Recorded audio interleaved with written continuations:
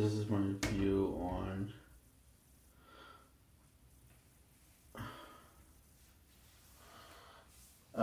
Captain America Civil War. This is kind of like an Avengers.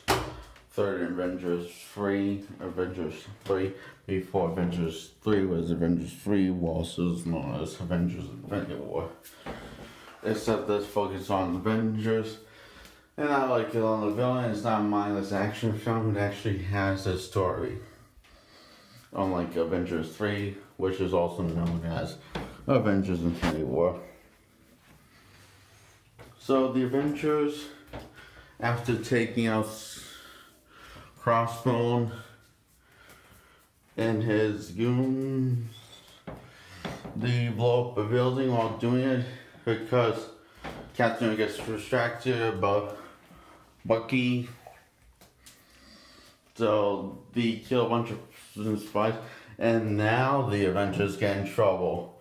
Sure, they didn't get in trouble before, help all the other things. Lies got lost, but now this time they get in trouble. And some have signed the social cards, half don't, and that half just retires. Whoever doesn't sign the social card has retired.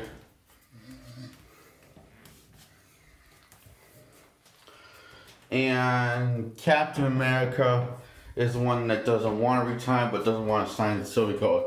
So he goes rogue and takes matters into his own hands by bringing Bucky in. Because he assumes everyone else is just going to kill Bucky, but not to bring him in dead, not alive. So Captain America gets caught with this guy, Black Panther guy, who dresses up as a Black Panther, who happens to be the King of Wakanda, also known as T'Challa, who has more personality in this film than he did in his old solo film. And has more expressions in this film than he did in his old solo film. And the actor gives more free time to act than he did in his own solo film. It's kind of big. And Spider-Man is in it because after getting recruited by Tony Stark by blackmailing Spider-Man.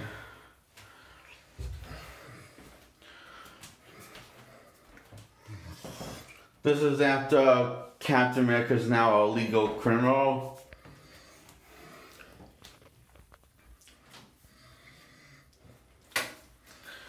And Captain America knows that someone on the inside pretend to be a psychiatrist, but was really a guy that likes to follow Hydra's history, also known as Baron Zemo. Whoever that guy is, he's a character from the comics, a villain that dresses up in purple, mask. But he doesn't look like that in this. Oh, he also has a crown over his mask. He doesn't look like anything. He looks as much like what Deadpool looked like in Wolverine's Origins. So, that being said, I'm saying this is as good as Wolverine's Origins.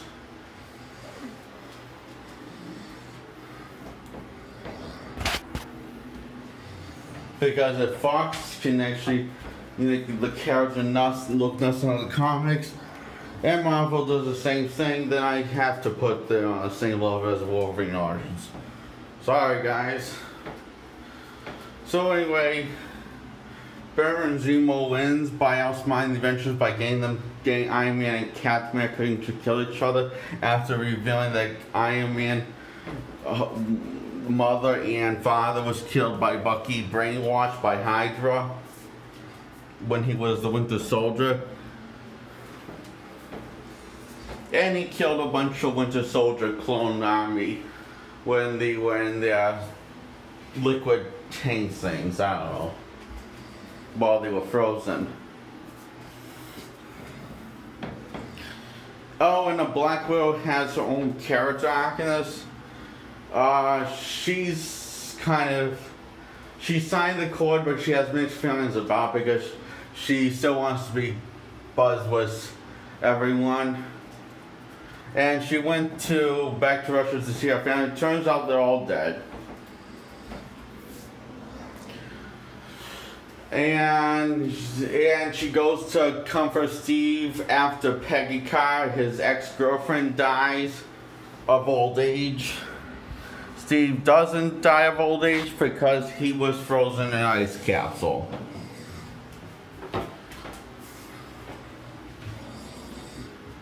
In the Arctic. When he crash landed a Hydra ship. Yes, so she comforts him, make sure he's not alone. And she double crosses Tony's side, and because she wants to save her best friend, who is Cap's best friend. At least you get that feeling in these past movies.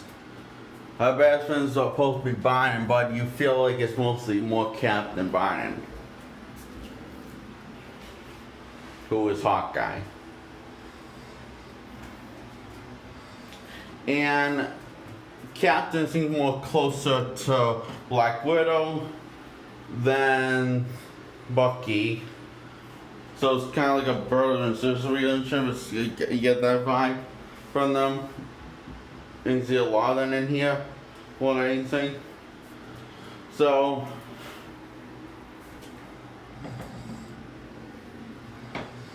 yeah, they escaped the airport after that crazy fight scene. Rhodey, also known as War Machine, who no one cares about, is just some black guy in an Iron Man suit. I care about him, but no one else does, let's face it. Because no one knows who he is. I mean, I like him, but I can't say relate to him because I don't know him.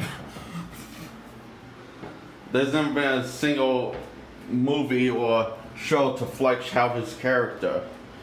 Anyway, he becomes handicapped and learning to walk with mechanical legs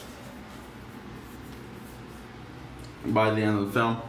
Tony's helping him, and he gets a delivery from Captain America after the big breakup and between them.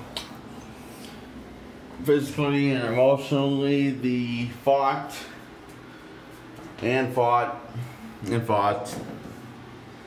Neither one, really.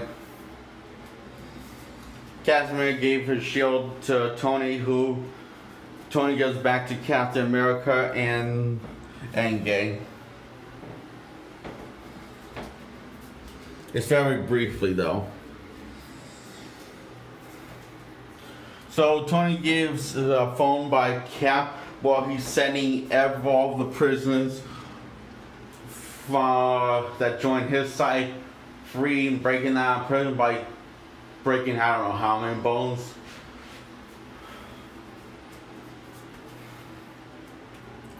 And he wrote a letter in the box with the phone. He says, if you ever need me, just call. I'm sorry I hurt your feelings.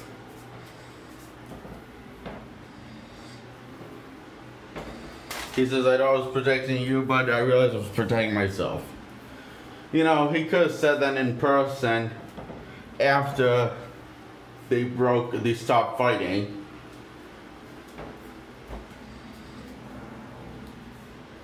It would have made this movie a lot shorter.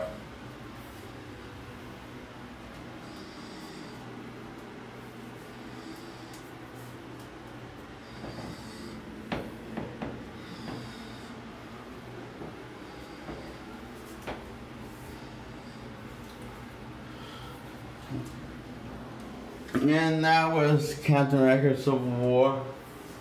Bucky's now frozen in Wakanda, and we're looking on meditation, and they're really going to dive into this in the later films. Just kidding, though.